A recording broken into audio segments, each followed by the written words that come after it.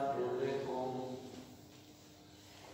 أو يلبسكم شيعا ويذيق بعضكم بأس بعض انظر كيف نصرف الآيات لعلهم يفقهون وكذب به قومك وهو الحق قل لست عليكم بوكيل آمنت بالله صدق الله العظيم وصدق رسوله النبي الكريم ونحن على ذلك من الشاهدين والشاكرين والحمد لله رب العالمين قال الله تبارك وتعالى في شان حبيبه مخبرا وامرا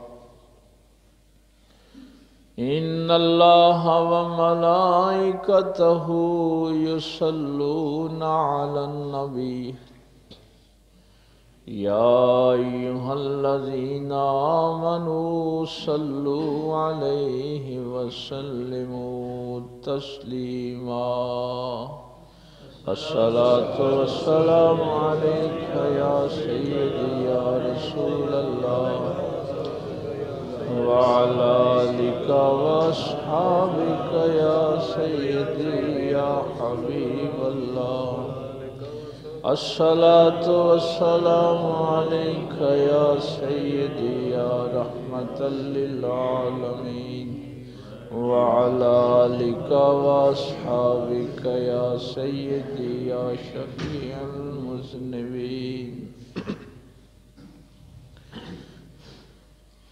اللہ رب العزت کی حمد و ثنا کے بعد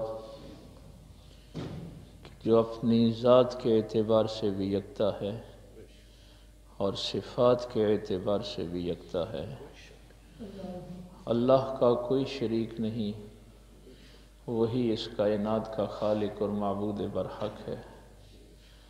اسی نے انسان کو اشرف المخلوقات بنایا اور ہم سب نے پلٹ کر اسی اللہ کے حضور پیش ہونا ہے۔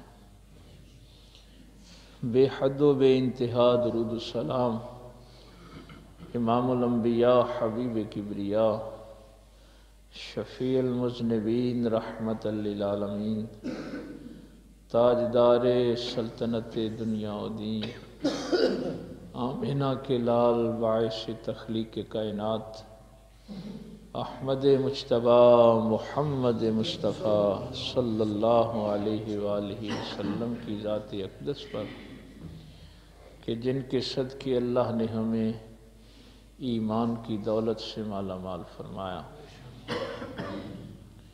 نہایت ہی واجب الاحترام معزز سامعین، بزرگوں، دوستوں، عزیز بھائیوں، گفتگو تو ہماری محرمات کے متعلق چل رہی تھی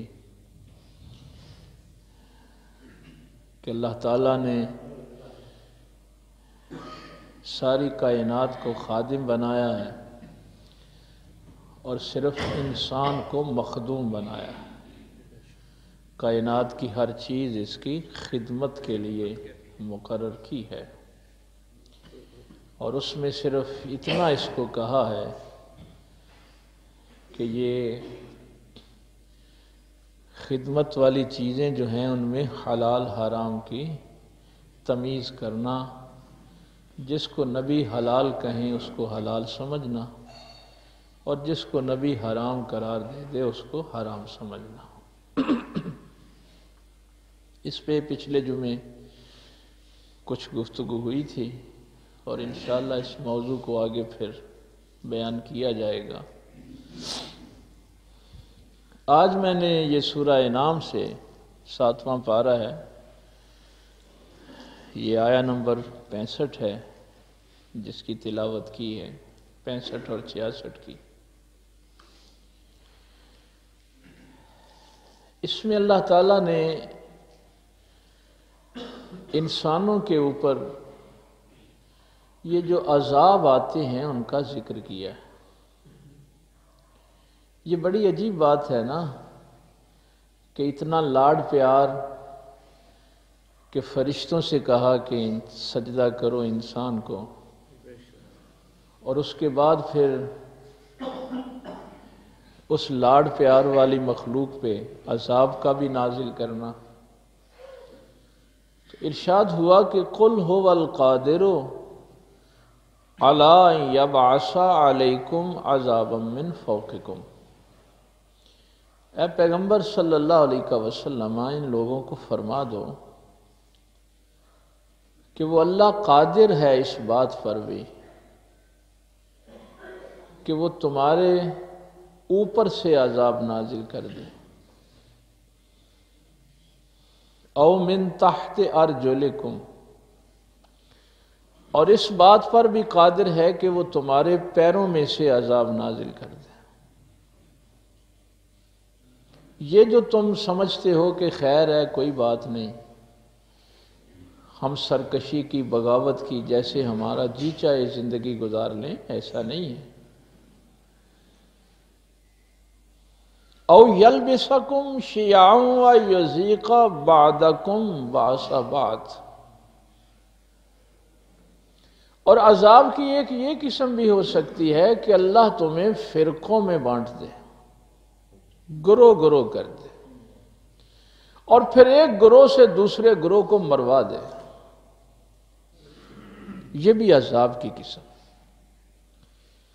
انظر کیف نصرف الآیات لعلہم یفقہون، تم دیکھتے نہیں ہو کہ اللہ کس طریقے سے بار بار اپنی نشانیاں جو ہیں وہ بیان فرماتا ہے۔ لعلہم یفقہون، شاید کہ تم سمجھ جاؤ اس بات کو، فقہ اختیار کرو، سمجھ سے کام لو۔ یہ عذاب کیوں آتے ہیں؟ یہ اگلی آیت چھوٹی سی آیت ہے لیکن اس میں یہ جو عذابوں کا ذکر ہے اس کی وجہ بیان کر دی۔ فرمایا وَكَذَّبَ بِهِ قَوْمُكَ وَهُوَ الْحَقُّ، تم نے جھٹلایا اس قوم کو جو حق پر تھی، حق والوں کے خلاف کھڑے ہو گئے، سچائی کے خلاف کھڑے ہو گئے۔ قُلْ لَسْتُ عَلَيْكُمْ بِوَكِيلٍ، اے میرے پیغمبر ان کو فرما دو کہ اگر تم نے یہ حرکت کی تو اب پھر تمہارا کوئی وکیل نہیں ہے، کوئی کارساز نہیں ہے، کوئی تمہیں بچانے والا نہیں ہے۔ تم نے عبادات میں کمی بیشی کی، اللہ نے معاف کر دیا، درگزر کیا، اور کمزوریاں رہ گئیں، اللہ تعالیٰ نے درگزر کیا، لیکن یہ اللہ تعالیٰ معاف نہیں کرتا کہ تم حق کے خلاف کھڑے ہو جاؤ، سچائی کے خلاف کھڑے ہو جاؤ۔ اب اس کے نتیجے میں یہ کام ہوں گے کہ یا تو تمہارے اوپر سے عذاب آئے گا، یا پیروں کی طرف سے آئے گا، یا پھر تمہیں فرقوں میں بانٹ کر تمہیں آپس میں تہس نہس کر دیا جائے گا۔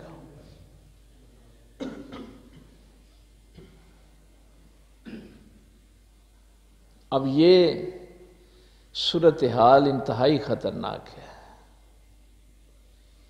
آپ کو پتہ ہے کہ یہاں سے جو بھی پیغام جاتا ہے، 94 سے ہم نے یہ تحریک شروع کی ہے، 1994 سے۔ فرقہ جب لفظ استعمال ہوتا ہے تو ہمارے ذہن میں صرف یہ آتا ہے کہ یہ وہابی دیوبندی جو مذہب کے نام پہ ہیں یہ فرقے، ایسا نہیں ہے۔ ہر وہ شخص جو حق کے خلاف کھڑا ہے وہ فرقے میں، جو سچائی کے خلاف کھڑا ہے وہ فرقے میں۔ وہ مذہب میں ہو، وہ سیاست میں ہو، وہ معیشت میں ہو، وہ معاشرت میں ہو، کوئی بھی شعبہ ہو۔ مجھے آج بھی وہ واقعہ یاد ہے کہ ہمارے پروفیسر جو ہمیں ریسرچ پڑھاتے تھے،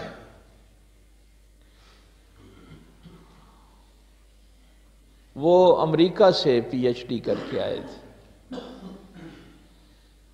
کہنے لگے کہ ایک دن میں یونیورسٹی کا جو الیکٹریکل ڈپارٹمنٹ ہے، جہاں الیکٹریکل انجینئر بنتے تھے، وہاں گیا تو میں حیران رہ گیا کہ جب میں نے ان کے ڈین سے، فیکلٹی کا جو ڈین تھا، اس سے پوچھا کورس کے متعلق، تو وہ الیکٹریکل کی جو کتابیں تھیں اس کورس میں بائبل اور قرآن کریم بھی پڑھا ہوا تھا۔ عیسائیوں کی بائبل بھی تھی، انجیل جسے آپ کہتے ہیں، اور قرآن کریم بھی تھا۔ تو ہمارے پروفیسر کہتے ہیں کہ میں نے جب ان سے پوچھا کہ بنانے تو آپ نے انجینئر ہیں، تو یہ قرآن اور بائبل کا کیا مطلب ہے کورس میں شامل کرنے کا؟ یہ 1992 کی بات ہے۔ تو وہ فرمانے لگے کہ اس ڈین نے مجھے یہ کہا کہ پروفیسر صاحب، ہم نے بیٹھے، تشریف رکھیں اس پاس، ہم نے صرف انجینئر نہیں بنانے، ہم نے انسان بھی بنانے۔ یہ الیکٹریکل کا کورس پڑھ کے انجینئر تو بن جائیں گے، لیکن یہ اپنے ہمسایوں کے لیے، معاشرے کے لیے اسی وقت فائدہ مند ہوں گے جب یہ انسان بھی ہوں۔ یعنی ان قوموں نے یہ بات سوچ لی ہے کہ ہم نے صرف انجینئر نہیں بنانے، ڈاکٹر نہیں بنانے، صرف وکیل اور جج نہیں بنانے، ہم نے صرف مولوی اور مفتی نہیں بنانے، ہم نے انسان بنانے۔ ہماری قوم ابھی یہ سوچ نہیں سکی کہ ہم نے اپنے بچوں کو بنانا کیا ہے۔ نہ والدین نے سوچا ہے، نہ ہمارے تعلیمی اداروں نے،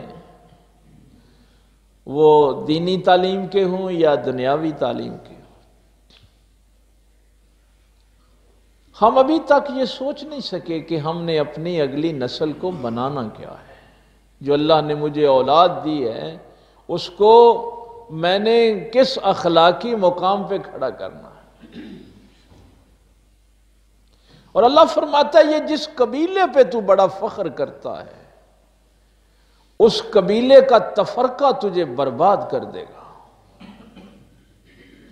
یہ جس مسلک پہ تو بڑا فخر کرتا ہے، اس کا تفرقہ تجھے برباد کر دے گا۔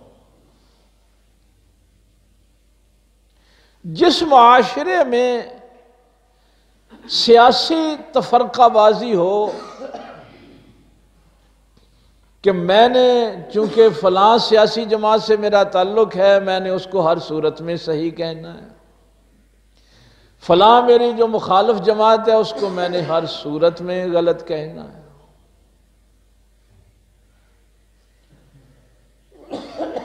جس میں مذہب کی تقسیم اس لیول کی ہو، جس میں معیشت کی تقسیم اس لیول کی ہو، معاشرت جو ہے وہ برباد ہو گئی ہو، وہ معاشرے کبھی ترقی نہیں کرتے۔ نبی پاک صلی اللہ علیہ وسلم کا یہ ارشاد عالی ہمیشہ ذہن میں رکھنا۔ سرکار نے فرمایا کہ میری بعثت کا جو بنیادی مقصد ہے، میں تعصب ختم کرنے کے لیے آیا ہوں۔ نبی پاک صلی اللہ علیہ وسلم کو جو مبعوث کیا گیا ہے، آپ نے فرمایا میری بعثت کا بنیادی مقصد تعصب کو ختم کرنا ہے معاشرے سے۔ وہ تو صحابہ کرام کی مہربانی کہ انہوں نے پوچھ لیا کہ یا رسول اللہ صلی اللہ علیہ وسلم یہ تعصب کیا ہوتا ہے، اس کی وضاحت آپ خود ہی فرما دیں۔ تو میرے پاک پیغمبر صلی اللہ علیہ وسلم نے فرمایا کہ تعصب یہ ہوتا ہے کہ تجھے اس بات کا علم بھی ہو کہ میرا قبیلہ، میرا خاندان، میرا بھائی ظلم پر ہے، ناانصافی پہ ہے، اور اس کے باوجود تو اپنے قبیلے کا ساتھ دے چونکہ وہ میرا قبیلہ ہے۔ تو فرمایا یہ جو چیز ہے یہ معاشرے کو برباد کرتی۔ وَلَا تَلْبِسُ الْحَقَّ بِالْبَاطِلِ، کبھی بھی حق کو باطل کے ساتھ نہ ملانا، یہ کبھی ظلم نہ کرنا کہ تمہیں پتہ بھی ہو کہ فلاں بندہ حق پہ ہے اور پھر تو اس کی مخالفت کرے۔ یہ جو آیت بتا رہی ہے وَكَذَّبَ بِهِ قَوْمُكَ وَهُوَ الْحَقُّ، تم نے اس قوم کو جھٹلایا جو حق پر تھی، اس کے خلاف کھڑے ہو گئے۔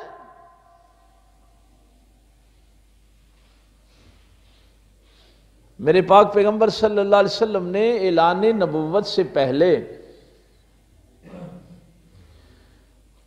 میں حیران ہوتا ہوں، یہ آپ جب سیرت کی کتابیں پڑھیں گے تو اس میں یہ معروف واقعہ ہے حلف الفضول کا۔ مکے میں ایک تاجر آیا تھا تو کچھ لوگوں نے اس سے مال خریدا اور اس کے پیسے کھا گئے، پیسے نہ دیے، وہ روتا رہا لوگوں کے سامنے، لیکن کسی نے اس کا ساتھ نہ دیا، چونکہ اس کا مال کھانے والے اپنے قبیلے کے تھے نا، تاجر تو باہر کا تھا۔ تو مکے میں 6 لوگ سٹینڈ کر گئے اس بات پہ، اس میں نبی پاک صلی اللہ علیہ وسلم کے ایک چچا جان بھی تھے۔ انہوں نے کہا کہ یہ نہیں ہو سکتا کہ کوئی کسی کا ناحق مال کھائے اور اس مظلوم کا ساتھ دینے والا کوئی نہ ہو۔ تو انہوں نے بیٹھ کے، ان 6 لوگوں نے بیٹھ کے پھر ایک معاہدہ کیا کہ اب مکے میں جس پر بھی ظلم ہوگا ہم مظلوم کے ساتھ کھڑے ہوں گے، ظالم کی مخالفت کریں گے۔ اس معاہدے کو کہتے ہیں حلف الفضول۔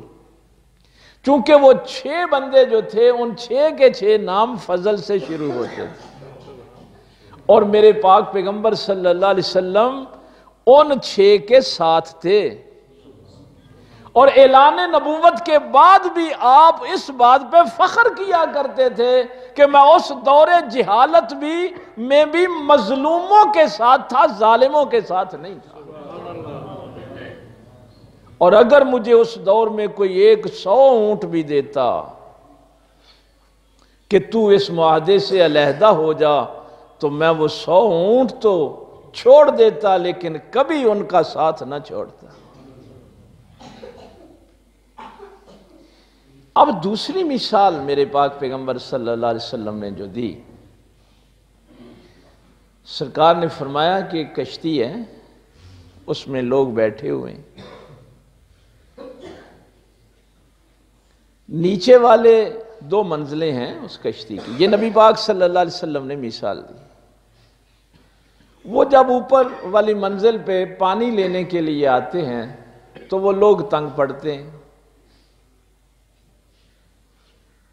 اب وہ نیچے والے جو تھے انہوں نے فیصلہ کیا کہ ہم نیچے سے ہی سوراخ کر کے پانی لے لیتے ہیں۔ اب انہوں نے کشتی میں سوراخ کرنا شروع کر دیا۔ میرے پاک پیغمبر صلی اللہ علیہ وسلم فرماتے ہیں اگر کشتی والوں نے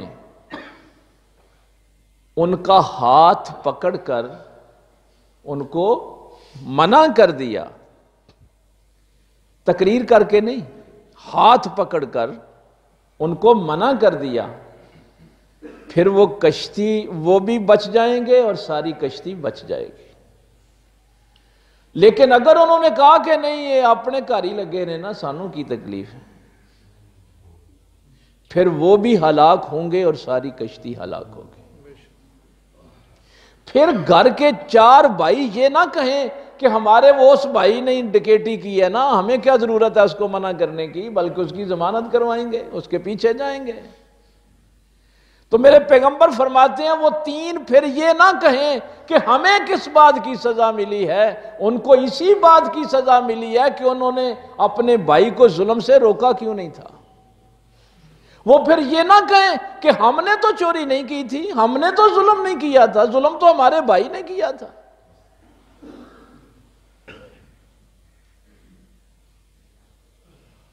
میرا معاشرہ بھی یہاں تک چلا گیا ہے۔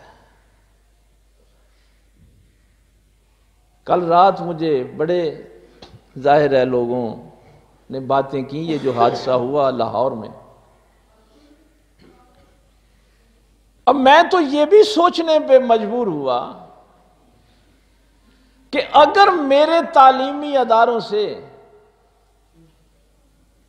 جو اعلیٰ تعلیم حاصل کرتے ہیں ڈاکٹرز اور وکلاء، اگر ان کا اخلاقی معیار یہی ہے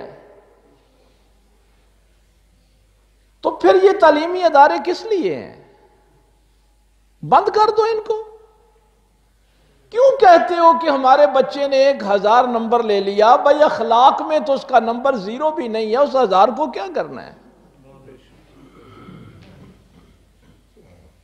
وہ جس کو میں تعلیم یافتہ کہتا ہوں، اگر اس کو یہ نہیں پتا کہ ایک مریض مر رہا ہے اور میں نے اس کے منہ سے آکسیجن نہیں چھیننی، تو وہ کیوں وہاں پہ وکالت کر رہا ہے؟ وہ کیوں قانون کی بات، وہ اپنے آپ کو تعلیم یافتہ کیوں کہتا ہے؟ اور اگر ایک ڈاکٹر کو بھی یہ نہیں پتا کہ وہ کسی کو مار کر، کسی پہ تشدد کر کے فخر کر رہا ہے، تو کیوں ان لوگوں کو تعلیم یافتہ کہتے ہیں؟ بھائی میں نے اگر اپنے بچے، اور یہ دکھ کی بات میں آپ کو بتاؤں، میں نے جب وہ 1-2 لوگوں سے کہا کہ ظاہر ہے سارے تو برے نہیں ہیں، جنہوں نے یہ زیادتی کی ہے آپ ان کے خلاف آواز اٹھائیں، چاہے وہ آپ کا اپنا قبیلہ ہی کیوں نہیں۔ اگر ڈاکٹروں میں سے کوئی برا ہے تو ڈاکٹر کہیں نا، اس کشتی میں جو بیٹھے ہیں وہ کہیں کہ یہ فلاں غلط ہے۔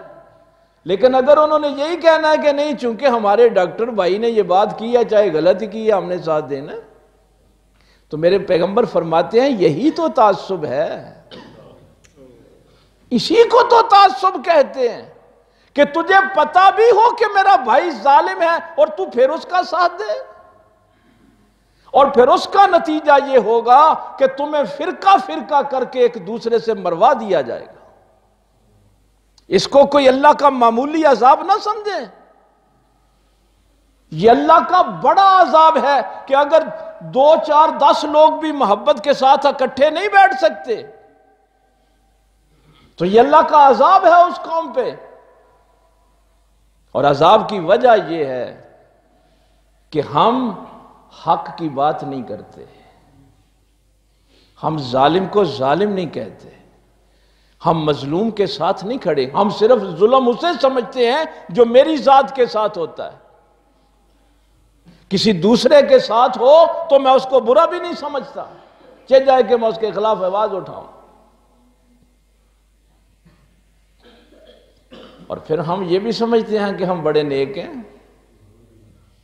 یہ بھی ہمیں گمان ہے کہ ہم تو نمازی ہیں، ہم بڑے نیک ہیں، اور اللہ فرما رہا ہے کہ اگر تو نے حق والی قوم کا ساتھ نہیں دیا تو عذاب کا مستحق ہے، تو اپنے آپ کو نیک کیسے کہتا ہے؟ اور یہ تو ایسا معاملہ ہے، کل بھی میں ایک جگہ یہ بات کر رہا تھا کہ اللہ تعالیٰ نے ایک معیار بنایا نا کہ تم میں سے عزت والا وہ ہے جو متقی اور پرہیزگار ہے، جو اللہ سے ڈرتا ہے۔ ان اکرمکم عند اللہ اتقاکم۔ لیکن ایک مقام پہ یہ قانون جو ہے نا، اس کو استثناء دے دیا، ایک مقام پہ آ کے یہ قانون لاگو نہیں کیا، اور وہ مقام تھا والدین کا۔ ماں باپ کے لیے یہ قانون نہیں ہے کہ میرا باپ متقی ہوگا تو تبھی میں نے اس کا احترام کرنا ہے، میری ماں اللہ کی ولیہ ہوگی تو میں نے اس کا احترام کرنا ہے۔ یہاں یہ قانون نہیں ہے۔ یہاں قرآن نے کہا وَإِن جَاهَدَاكَ لِتُشْرِكَ بِي مَا لَيْسَ لَكَ بِعِلْمٌ فَلَا تُطِعْهُمَا، اگر تیرے ماں باپ مشرک ہی کیوں نہ ہوں،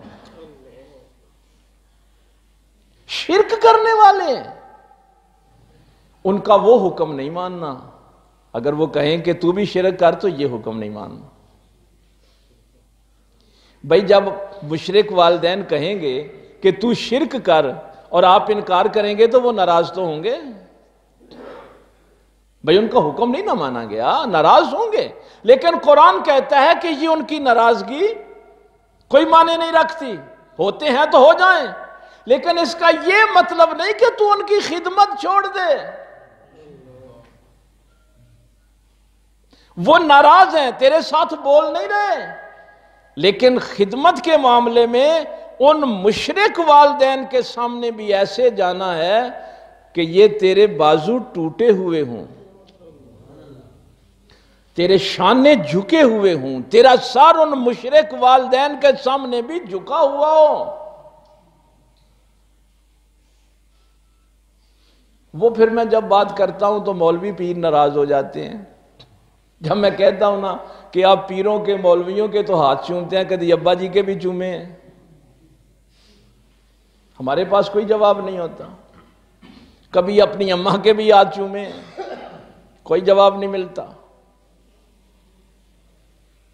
ہم نے دین بھی اپنی مرضی کا بنا لیا نا۔ اب وہ ماں باپ اگر ایک دوسرے سے لڑ پڑے ہیں، ابا اماں لڑ پڑے ہیں،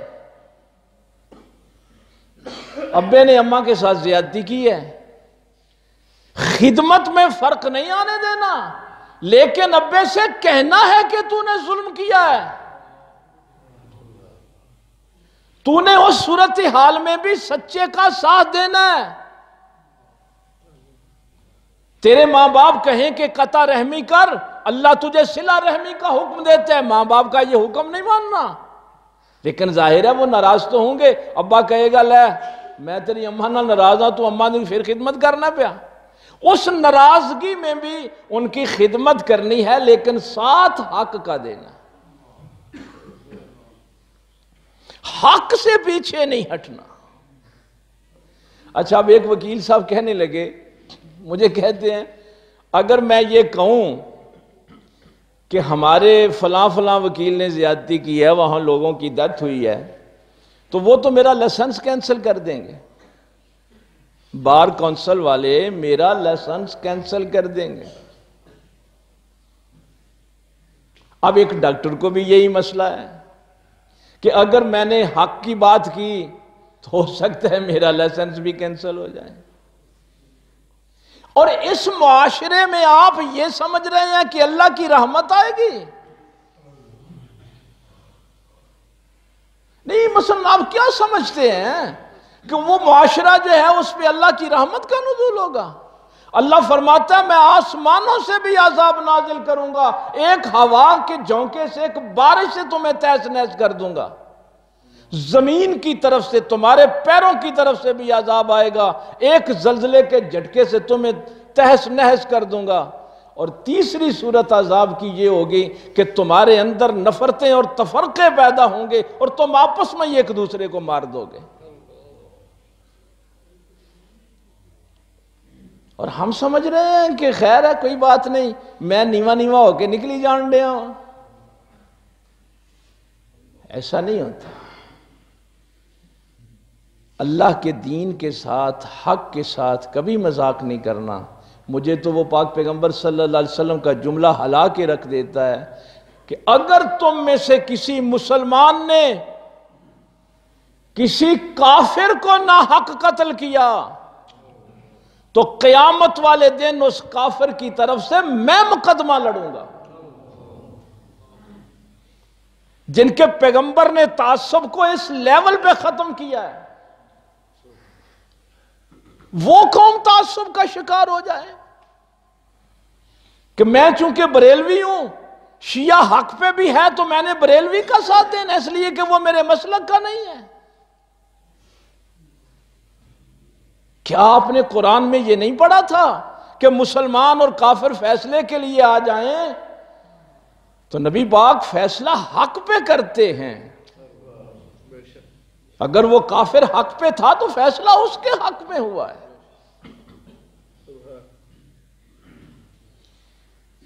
اس دور میں اگر آپ بچنا چاہتے ہیں، ہوگا یہی، آپ تنہائی کا شکار ہو جائیں گے، گھر میں بھی تنہائی کا شکار ہو جائیں گے، لیکن یہ تو ہوگا کہ اللہ تمہارے ساتھ ہے۔ اور یار اتنی سی بات تو ہوگی کہ اللہ تمہارے ساتھ ہے۔ اللہ کے عذاب سے بچنے کا یہی سلیقہ ہے کہ ماں باپ بھی آپ کی بیوی پہ ظلم کریں تو اتنا تو کہیں کہ آپ نے ظلم کیا ہے۔ آپ کا بھائی کے ساتھ ظلم کرتا ہے، اسے یہ تو کہیں کہ تم نے ظلم کیا ہے۔ ہم کہتے ہیں ہماری اسلام دعا خراب نہ ہو، اور اسلام دعا نے آپ کو اس نتیجے پہ پہنچایا ہے کہ پھر وہی اسلام دعا والا جب آپ پہ ظلم کرتا ہے تو پھر آپ کہتے ہیں کہ ہائے ہائے یہ اس نے میرے ساتھ کیا کر دیا۔ اگلے دن یہ ہوئی بات، ایک جگہ ایک دکاندار قتل ہوا تو مارکیٹ والوں نے وہاں احتجاج کے لیے اس کی ڈیڈ باڈی رکھ کے احتجاج کر رہے تھے۔ وہاں سے ایک سادہ سا ملنگ گزر رہا تھا، اس نے کہا کیا ہوا؟ نے کہا دیکھو جی اس دکاندار کو ڈکیٹوں نے قتل کر دیا۔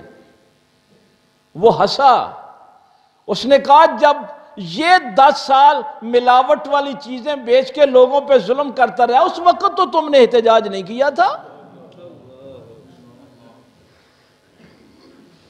بھائی اس وقت تو کسی نے نہیں کہا تھا کہ تو لوگوں پہ ظلم کر رہا ہے، آج کس بات کا احتجاج کر رہے ہو؟ اس نے ظلم کیا لوگوں پہ اور آج انہی لوگوں کے ہاتھوں یہ قتل ہو گیا۔ ہم بچ نہیں سکتے، اس آیت کو اچھی طرح یاد کر لیں۔ بس پتہ نہیں کتنے لوگ آئے ہیں کہ اس دفعہ ہم گندم کی بوائی نہیں کر پا رہے، ہم کھیتوں میں ہل نہیں چلا رہے، یہ چاول کی فصل تیار تھی کاٹ نہیں رہے۔ جب اس کی پکڑ آتی ہے تمہاری مشینیں بھی ساری خراب ہو جائیں گی، تم گندم بھی آپ بو نہیں سکتے، پکی ہوئی فصل کاٹ نہیں سکتے۔ لیکن اب بھی ہم توبہ کے لیے تیار نہیں ہیں۔ جس گھر میں بھائی بہنیں لڑ رہے ہوں وہ اپنے آپ پہ غور کریں کہ اللہ کہتا ہے کہ ہم تمہیں تفرقوں میں ڈال کے ایک دوسرے سے مروا دیں گے، اور اس گھر میں صرف اتنی ہوئی ہے کہ کسی نے ظالم کو ظلم سے روکا نہیں، حق کا ساتھ نہیں دیا۔ بڑی 11ویں شریف کا دن ہے، ایک بات میری آج تک ویسے سمجھ میں نہیں آئی۔ میں نماز میں کھڑا ہوتا ہوں، یہ تمام مسالک کے نزدیک پیور اللہ کی عبادت ہے، نماز جو ہے خالص اللہ کی عبادت ہے، اس میں شرک کا پہلو نہیں ہے۔ وہ وہابی ہوں، دیوبندی ہوں، بریلوی ہوں، شیعہ ہوں، سب کہتے ہیں کہ نماز خالص اللہ کی عبادت ہے۔ میں نے قیام کر لیا، رکوع کر لیا، سجدہ کر لیا، تشہد میں بیٹھا، میں نے خالص جملے اللہ سے کہے، التحیات للہ، میرے مالک میری زندگی تیرے لیے ہے۔ کیا اخلاص ہے، بندہ اللہ سے کہہ رہا ہے کہ میری ساری زندگی تیرے لیے، میں ایک لمحہ بھی کسی اور کے لیے نہیں گزاروں گا۔ والصلوات والطیبات، نمازیں پڑھوں گا تو تیرے لیے، مال خرچ کروں گا تو تیرے لیے، زندگی گزاروں گا تو تیرے لیے۔ کیا خالص جملے ہیں، کیا راز و نیاز کی بات ہے بندے کی اور اللہ کی۔ میرا اللہ فرماتا ہے اس بات پہ قائم ہے کہ زندگی اللہ کے لیے، نمازیں اللہ کے لیے، مال خرچ کرے گا تو اللہ کے لیے۔ ہاں مالک، تیرے سامنے وعدہ کر رہا ہوں، تیرے دربار میں بیٹھا اتحیات میں اللہ سے یہ بات کر رہا ہے۔ میرا اللہ فرماتا ہے کہ تمہیں آزماؤں گا کہ تم اپنی اس بات میں سچے ہو یا نہیں ہو۔ مولا کریم میں سچے دل سے کہہ رہا ہوں، زندگی تیرے لیے، نمازیں تیرے لیے، مالی جسمانی ساری عبادات تیرے لیے۔ فرمایا اگر تو اپنے اس قول میں سچا ہے تو پرکھوں گا جس معیار پہ، وہ یہ ہے کہ چل میرے نبی کو سلام کر، السلام علیکہ ایھا النبی۔ عبادت میں نے اللہ کی، میرے اللہ نے یہ کسوٹی رکھی کہ نہیں، جب تک تو میرے نبی کی تعظیم نہیں کرتا تو اپنے اس قول میں سچا نہیں ہے۔ میرے گھر میں بڑا کوئی معزز مہمان آ جائے نا تو میں اپنے بچوں سے کیا کہتا ہوں، چلو حضرت صاحب کو سلام کرو، کہتا ہوں نا، جا کے میرے اس دوست کی تعظیم کرو، میرے استاذ کی تعظیم کرو، سلام کرو۔ اس خالص عبادت میں جہاں میں اللہ سے کہہ رہا تھا میرا سب کچھ تیرے لیے ہے، میرا اللہ کہتا ہے نہیں، چل میرے نبی کی تعظیم کر، سلام کر میرے پیغمبر کو۔ اس لیے کہ یہ حق کا راستہ مجھے نبی کے در سے ملنا ہے، میں نے حق کے لیے جو کھڑا ہونا ہے یہ مجھے پیغمبر کے در سے ملنی ہے بات۔ اس خالص عبادت میں بھی اللہ نے اپنے نبی کی تعظیم پہ کھڑا کیا۔ شرک ٹھہرے جس میں تعظیم حبیب، اس برے مذہب پہ لعنت کیجئے۔ تعظیم کا تو آپ کو پتہ ہے نا، یہ روایت سارے لوگ بیان کرتے، تمام مسالک مذاہب کے لوگ بیان کرتے ہیں کہ ایک امام تھا، نبی پاک صلی اللہ علیہ وسلم نے خود مقرر کیا، جماعت کرواتا تھا، اس نے صرف قبلے کی طرف منہ کر کے تھوکا تھا تو پیغمبر نے اسے امامت واپس لے لی تھی۔ گستاخوں کو امام نہیں بنایا جائے گا، بھائی جو گستاخ ہے اس کو امام نہیں بنایا جائے گا، امامت دی بھی ہوگی تو چھین لی جائے گی، چہ جائے کہ کوئی نبی کا گستاخ ہو۔ مولا کریم کہہ دیا السلام علیکہ ایھا النبی، سلام کی، تعظیم کی تیرے پہ۔ بھائی عبادت اور تعظیم میں فرق رہے، اس خالص عبادت میں بھی عبادت اللہ کی ہے اور تعظیم مصطفیٰ صلی اللہ علیہ وسلم کی۔ کہا نہیں، ابھی بھی نہیں، ابھی بھی بات مکمل نہیں ہوئی، ساتھ میرے ولیوں کو بھی سلام کر، وَعَلَىٰ عِبَادِ اللَّهِ الصَّالِحِينَ۔ جب تک تو نبیوں ولیوں کی تعظیم نہیں کرتا میں تیری عبادت کو قبول نہیں کروں گا۔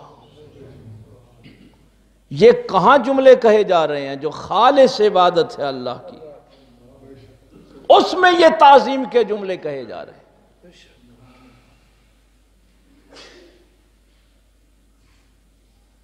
ہم تو خوش ہوتے ہیں نا، مصیبت پھر وہی جو اقبال نے کہا تھا کہ زاغوں کے تصرف میں عقابوں کے نشیمن، یہ اللہ کے ولیوں کے درباروں پہ کوے بیٹھ گئے۔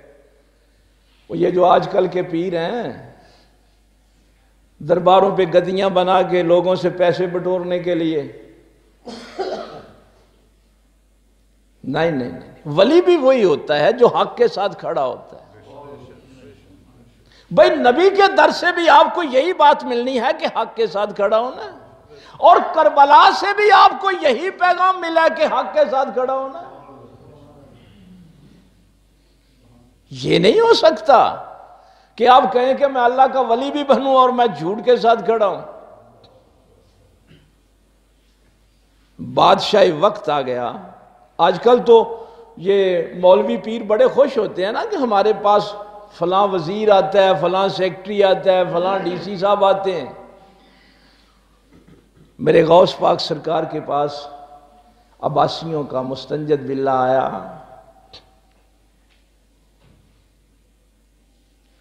آ کے اس نے تحفہ ہدیہ پیش کیا، اشرفیوں کی بری ہوئی تھیلی پیش کی۔ آپ نے لینے سے انکار کر دیا۔ اس نے کہا نبی پاک صلی اللہ علیہ وسلم تو ہدیہ قبول فرماتے تھے، آپ نبی پاک کے مصلی پہ بیٹھے ہیں، اس کی وہ اشرفیوں والی تھیلی دبائی اور اس میں سے خون کے قطرے گرے۔ میرے غوث پاک سرکار نے فرمایا لوگوں پہ ظلم کر کے یہ پیسے ہتھیاتا ہے اور اللہ کے ولی کو یہ تحفہ دیتا ہے۔ کتنے مولوی پیر ہیں اس دور میں جو کسی سے کہیں کہ یہ تیرے پیسے حرام کے ہیں، میں نے نہیں لینے؟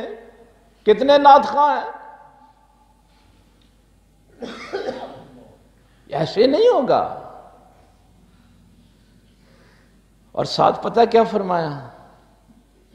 آپ نے فرمایا تو میرے نبی کے چاچا کی اولاد میں سے ہے، ورنہ یہ خون اتنا بہتا کہ تیرا محل بہا کے لے جاتا۔ اس لیے میرے اللہ نے نماز میں بھی اس مقام پہ لا کے کھڑا کیا ہے کہ جب تک تم اس دعائے ہدایت پہ غور نہیں کرتے، اہدنا الصراط المستقیم صراط الذین انعمت علیہم غیر المغضوب علیہم ولا الضالین، یہ دعائے ہدایت بار بار کیوں پڑھوائی جا رہی ہے آپ سے؟ کہ میں باہر نکل کے دیکھوں کہ میں انعام یافتہ لوگوں کے ساتھ کھڑا ہوں یا جن پہ غضب ہوا ان کے ساتھ کھڑا ہوں؟ بھائی نماز میں تو میں کہہ کے اٹھا ہوں کہ یا اللہ جو گمراہ ہوئے جن پہ تیرا غضب ہوا مجھے بچا، میں ان کے راستے پہ نہیں چلنا چاہتا، اور باہر نکل کے کہتا ہوں چونکہ میرے وکیل بھائی نے ظلم کیا ہے اس لیے میں اس کا ساتھ دوں گا، چونکہ میرے ڈاکٹر بھائی نے ظلم کیا اس لیے میں اس کا ساتھ دوں گا، چونکہ میری سیاسی پارٹی کے بندے نے ظلم کیا اس لیے میں اس کا ساتھ دوں گا، میرے ٹیچر بھائی نے۔